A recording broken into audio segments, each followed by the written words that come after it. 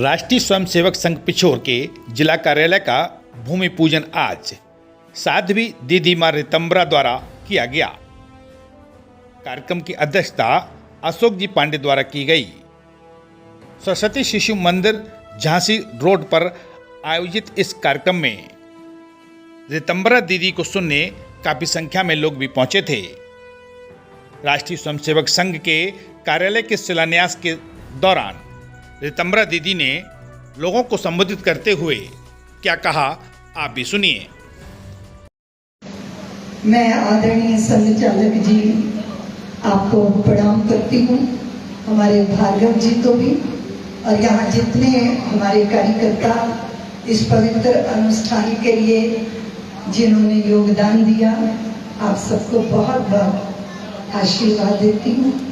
और करेरा में भागवत कथा के लिए मुझे आदरणीय जसवंत जाटव जी लाए हैं, उनको भी मैं वंदन करती हूँ। यहाँ जितने भी कार्यकर्ता और माताएं बैठी हैं, सब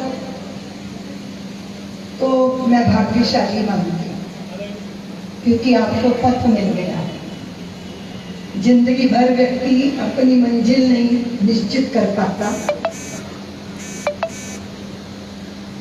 जब मंजिल निश्चित हो जाए और उसे प्राप्त करने का पथ निश्चित हो जाए तो हमारी ऊर्जा का सदुपयोग होता है। हमारा पथ है सबके साथ सद्भावों के, सद्भावना और प्रेम के साथ राष्ट्र देव को स्मृत करें। हम कहते हैं विराट पुरुष की आराधना करनी चाहिए। उस विराट शब्द में से भी निकाल दो तो शेष राट बचता है राष्ट्र। राष्ट्र देव के चरणों में हम कुछ अर्पित करना चाहते हैं। वो क्या अर्पित किया जा सकता है? पुष्प, पत्तियां, वो तो उसी की है। वो पेड़ों पे लगी होती है, लंबा जीती है। अब हम तोड़ते हैं और फिर उनकी आयु छोटी कर देते हैं, पर हमारा भाव है तो हम अर्पित करते हैं। हम अर्पित करते हैं, हमें अर्पित मन करना है, पर हम प्रतीक के रूप में सुमन अर्पित करते हैं। अभी नारियल मिलते हैं हम सब जहां जाते हैं। अर्पित तो बुद्धि करनी है, प्रतीक के रूप में हम नारियल फल अर्पित करते हैं। एक भगवान की प्रतिमा के सामने खड़े होते हैं, पर यात्रा अप्रतम को पाने की है। मूर्त से शुरू होके अमूर्त तक जाने की है। और इस बात को समझने के लिए हमें विज्ञ पुरुषों की शरण चाहिए। भगवाधारी की बात नहीं कर रही, सब पुतले हैं हाड़ मास के, अंतर्निहित भाव होता है। कुछ उज्जवल आलोकित रवि से कुछ में कुछ दुराव होता है। कोई दस्तावेज नहीं है इसको परिभाषित करने में। संत व्यक्ति या वस्त्र नहीं है, वो तो बस स्वभाव होता है। स्वभाव में सज्जनता, और जिनके स्वभाव में सज्जनता होती है, जिनके स्वभाव में करुणा होती है, उनमें क्रांति के बीज छुपे होते हैं और क्रांति करनी पड़ती है। जब कचरा बहुत हो जाए तो उसको विभूति में बदलना होता है, तो चिंगारी दिखानी होती है। और वो क्रांति जब हमारे अंदर घटित होती है तो उसको धर्म क्रांति बोलते हैं। और जब धर्म क्रांति होती है तो हमारे आंतरिक विकारों के कचरे जलते हैं, और बाद में क्या बनता है? क्या बनता है? बोलो ना। आपने देखा हम रूप से आग में जो जल गया वो क्या बनता है? उसको बर्तन मांजते हैं, मलमूत्र को ढकते हैं, उसको उसको घूरे के ऊपर फेंक देते हैं। पर जब यो यज्ञ कुंड के साथ, समिधा के साथ, साकल्य के साथ अर्पित हो गया, वो जलकर राख नहीं बनता, वो जलकर विभूति बनता है, यतियों के माथे पर श्रृंगार बनता है और शंकर के शीश पर आरूढ़ होता है। इसलिए राष्ट्रीय स्वयंसेवक संघ के स्वयं सेवक जानते हैं कि सेवा है यज्ञ कुंड समिधा समहम जले, ध्येय महासागर में सरित रूप हम। मैंने किया, मेरे से हुआ, ऐसा प्रलाप करने वाले का पतन हो जाता है।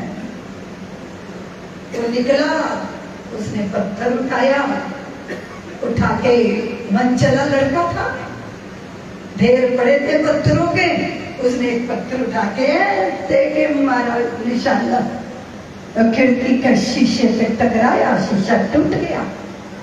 पत्थर कहता है मैं तो पहले ही जानता था जो हमसे टकराएगा चूर चूर हो जाएगा। अब ये तो प्रकृति का नियम है कि पत्थर अगर शीशे से टकराएगा तो शीशा ही टूटता है। वो भीतर जाके गिरा भवन में, तो वहां कारपेट बिछा था। पत्थर कहते हैं पहले मैं सोचता था कि पंछी उड़ते हैं, तोते उड़ते हैं, कबूतर उड़ते हैं, और अभी तो देखो मेरे पंख निकल आए, मैं उड़ा, और जो मुझसे विरोधी भाव से मिला चूर चूर हो गया। देखो मैं यहाँ आया हूँ तो मेरे स्वागत में कारपेट बिछे, रेड कारपेट, मेरा स्वागत हो रहा है। अभी वो भवन का जो नौकर था ना, उसने जब शीशा टूटने की आवाज सुनी तो दौड़ा आया कि क्या हुआ, कैसे हो गया। तो देखा पत्थर गिरा पड़ा, शीशा टूटा पड़ा, तो उसने पत्थर हाथ में उठा लिया। पत्थर कहता है देखो भैया, बादशाहों के हाथों में खेल रहा हूँ और सम्राटों के सिर पे नाच रहा हूँ, क्या मेरी महिमा है। अब वो जिधर से पत्थर आया था, उस सेवक ने उस पत्थर को उसी खिड़की से बाहर कहाँ आके गिरा, पत्थरों के ढेर में। अब अपने साथियों को स्टोरी सुना रहा है, कहानी। बोले मेरे पंख निकले, आसमान की यात्रा की, और जो रास्ते में दुश्मनी लेके मिला चकनाचूर हो गया। बड़े बड़े लोगों के साथ उठा बैठा, अखबारों के पहले पन्ने पे मेरे समाचार छपे, बादशाहों के हाथों में खेला, सम्राटों के सर पे नाचा। सफलता तो जितनी मर्जी मिल जाए भैया, घर वालों की तो याद आती है ना, इसलिए लौट के अपने घर आ गया। पत्थर एक वेग से ऊपर उठा था, तो पत्थर एक वेग से वापस आया था। और जब व्यक्ति ये भूल जाता है तो उसकी मूर्ता भी पत्थर जैसी ही हो जाती है। हम ईश्वर की द्वारा संचालित, ईश्वर के द्वारा समर्थित, ईश्वर के कार्य में लगे हुए लोग हैं। अगर हम नहीं होंगे तो कोई और होगा, हम हैं तो ये हमारा अभिमान नहीं है, ये हमारा सौभाग्य है कि हमें चुना है। और हम इस कार्य में लगे, इस भाव के साथ जब हम अपने पथ पे अग्रसर रहते हैं तो हम में ना हताशा होती है, हम में ना विषाद होता है, हम में ना तुलना होती है, और हम वो कॉपी लेके नहीं बैठते कि 25 साल दे दिए संगठन को, 40 साल दे दिए संगठन को। ये हिसाब किताब नहीं होता, ये हिसाब किताब शुद्धता है, छोटापन है। हिसाब किताब से मुक्त होकर मुझे देना है, मुझे देना है। क्यों देना है? क्योंकि मुझे मिला है, मुझे मिला है। सागर ने नदियों को दिया, नदियों ने धरती को दिया, धरती ने बादलों को दे दिया, बादलों ने पुनः सागर को दे दिया। सारी सृष्टि देने के क्रम में लगी हुई है, इसलिए मैं भी दूंगा जो मुझे प्राप्त है। लेकिन मुझे तो विकार भी प्राप्त है नहीं, उन विकारों को मैं अपनी तप की आग से भस्म करूंगा, और जो मुझे प्राप्त है ऊर्जा, वो सदकार्यों में समर्पित करूंगा। इस भाव के साथ राष्ट्र देव का हमें आराधन करना है। भारत का भाग्य उदय हुआ है, राजनैतिक दृष्टि से राजनैतिक व्यवस्था ऐसे लोगों के हाथ में है जिनमें ज्यादातर लोग राष्ट्रीय स्वयंसेवक संघ की टकसाल में से निकल कर गए हैं। कुछ भी करेंगे लेकिन राष्ट्र हित ही होगा, क्योंकि उनके हृदय में ये स्थापित है कि राष्ट्र हित ही सर्वोपरि है। यही हमारा मूल मंत्र है। इसलिए मैंने निवेदन किया, हमें पद भी मिला है, हमें मंजिल का भी पता है। व्यक्ति व्यक्ति व्यक्ति व्यक्ति, यहाँ व्यक्ति व्यक्ति को जोड़कर समष्टि के कल्याण की साधना का पथ है। कार्यालय का भूमि पूजन हुआ है। निश्चित रूप से समाज, समृद्ध समाज योगदान देगा और देखते ही देखते ये कल्पना साकार हो जाएगी। और मैं संघ के कार्यालयों को भगवान के मंदिर से कम नहीं मानती। भगवान के मंदिर में प्रतिमा होती है और पुजारी होता है, लेकिन यहाँ प्रतिमा हृदय में होती है और वो भारत माँ की प्रतिमा होती है। पुजारी एक जगह नहीं बैठता, वो अनिर्दिश प्रवास करता है।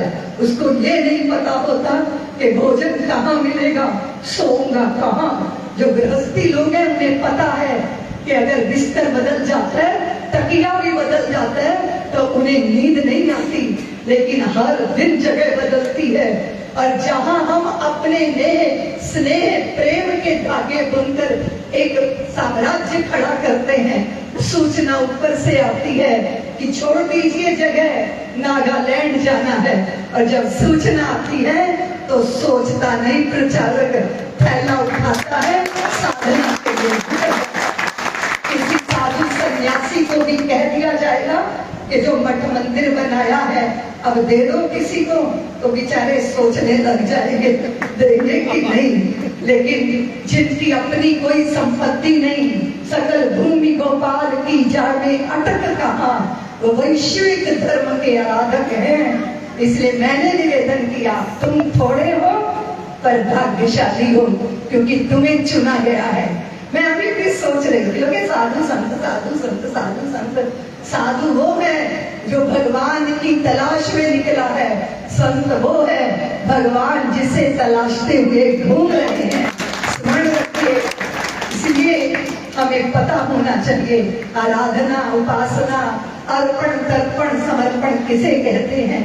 इतना ही निवेदन करती हुई कि जीवन भर का सुवर्ण देकर भी करता मन दे दूं कुछ और अभी।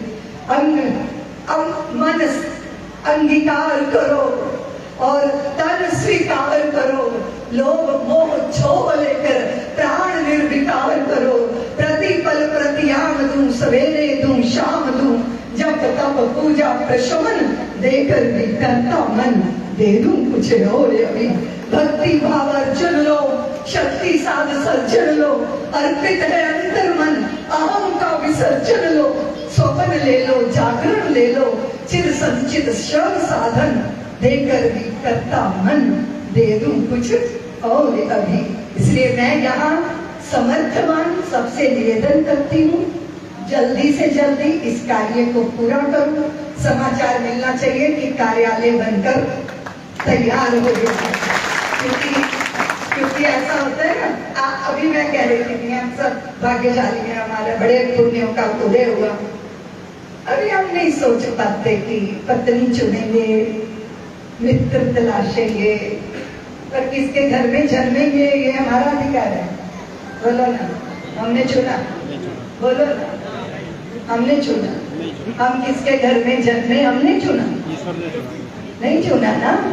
पत्नी चुनी, पति चुना, मित्र चुने, हाँ पिता नहीं चुने। तो ये क्या है, ये क्या कहानी है? मन में सवाल तो पैदा होता हुआ ना। तो एक व्यक्ति है ना, बैठ के दलिया खा रहा है। क्या खा रहा है? गरम गरम। और भिखारी उससे मांग रहा है कि दे दो दे दो दे दो, मुझे भूख लगी है, दे दो। तो दे नहीं रहा, खाए जा रहा है। आंख उठा के देखता भी नहीं है, क्योंकि आंख उठा के देखेगा तो आंख से आंख मिल जाएगी, फिर तो देना पड़ेगा। तो उसकी बहू आई, पुत्र बधू आई, भिखारी से बोली कि जाओ भिक्षुक, आगे जाओ, किसी और घर में मांगो, क्यों टाइम खराब कर रहे हो? क्योंकि मेरे ससुर तो बेचारे खुली बासी खा रहे हैं, तुम्हें क्या देंगे? अब ससुर को बड़े मिर्ची लग गई कि कितनी बदतमीज है, मैं गरम गरम दलिया खा रहा हूँ और इसने खुद बना के दिया है। और भिखारी को कहती है मैं बासी खा रहा हूँ। तो वो बोलेंगी ना तू झूठ बोलती है, तूने मेरा अपमान किया है और तू अपने बाप के घर जा। तो बहू बोली कि मैंने तो बैठे बारात लेके और अब ऐसे ही निकाल दोगे। अरे बुलाओ सबको, मेरा दोष तो सिद्ध करो। तो उसने सारे समाज को बुलाया। तो लोगों ने कहा क्या हुआ, बहू से क्यों गुस्सा? बोले मैं ताजा हलवा, गर्म हलवा खा रहा था, ये कहती है बासी खा रहे थे, इसलिए मुझे बहुत गुस्सा है इस पर। तो वो बहू बोली मेरी सुन लो सब पहले कि 20-25 साल हो गए इस घर में मैं बहू बनकर आई। मेरे ससुर की इतनी सेवा सब हो रही है, सब पूजा करते हैं इनकी, सब पैर दबाते हैं इनके, ये कुछ बोलते सब कहना मानते हैं, इतना ये सुख भोग रहे हैं। पर मैंने 20-25 साल हो गए इनको कभी ना पुण्य करते देखा, ना दान करते देखा, ना किसी का सहयोग करते देखा, पर इतना सुख भोग रहे हैं। तो मैं सोचती हूँ जरूर इन्होंने पिछले जन्म में कुछ मोती दान किए होंगे, तभी ये इतना सुख भोग रहे हैं। तो मैंने ये कहा कि ये बासी खा रहे हैं, यानी पिछले जन्म का कमाया इस जन्म में खा रहे हैं। तो मैंने बोला, सबने कहा भाई तेरी बहू तो बड़ी सुधाकर है, सही बात करती है, तू क्यों गुस्सा होगा? तो मेरा निवेदन है कि हम लोग बासी ना खाएं, थोड़ा ताजा भी कमाएं, उसकी हमें हमारे ऊपर जिम्मेदारी है। और धर्मांश निकालना, दशांश निकालना, ये प्रत्येक हिंदू की जिम्मेदारी है। आज जितनी भी लड़ाइयां हो रही है ना, ये धन के बल पर, आप समझ नहीं सकते हम कितने बड़े षड्यंत्रों के शिकार हो गए। इसलिए अपनी अपनी जिम्मेदारी निभाएंगे। मैं इस विषय को लूंगी तो लंबा हो जाएगा। आज भूमि पूजन का शुभ अवसर है, मैं इस अवसर पर आप सब कार्यकर्ताओं को बहुत बहुत बधाई देती हूँ, शुभकामनाएं। क्षेत्र की ऐसी छोटी बड़ी खबरें देखने के लिए जनपहन न्यूज चैनल को यूट्यूब पर भी कीजिए सब्सक्राइब और रहिए खबरों से अपडेट।